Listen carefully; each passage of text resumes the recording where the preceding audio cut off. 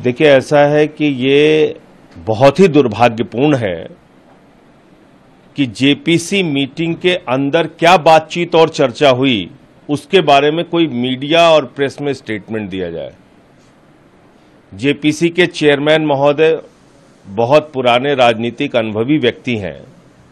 संसदीय नियमों के मुताबिक जेपीसी के अंदर जो बातचीत होती है या जो भी घटनाक्रम होता है उसके बारे में कोई बाहर स्टेटमेंट दे ही नहीं सकता, मीडिया में स्टेटमेंट दे ही नहीं सकता।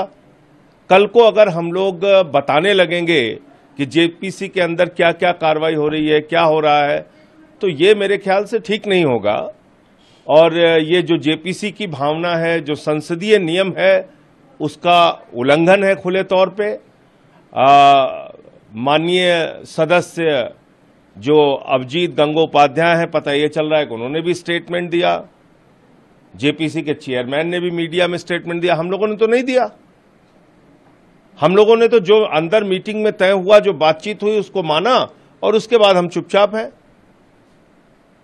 तो संसदीय नियमों का पालन हम सबको करना होगा। ये बहुत ही दुर्भाग्यपूर्ण है कि उसके बारे में चेयरमैन ने बाहर स्टेटमेंट दिया। और कल इस बारे में जितने भी अपोजिशन के मेंबर हैं, वो चाहे नासिर हुसैन हो, कल्याण बनर्जी हो, ए राजा हो, वो चाहे अरविंद सावंत जी हो, जितने भी मेंबर हैं, असदुद्दीन ओवैसी हो, जितने भी अपोजिशन के मेंबर हैं, इमरान मसूद हैं, नदीमुल हक हैं, इन सारे लोगों ने कल आपस में बातचीत करके ये तय किया है कि जो भी घटनाक्रम हुआ उसके बारे में बाहर स्टेटमेंट देना सर्वथा गलत है, संसदीय नियमों का उल्लंघन है।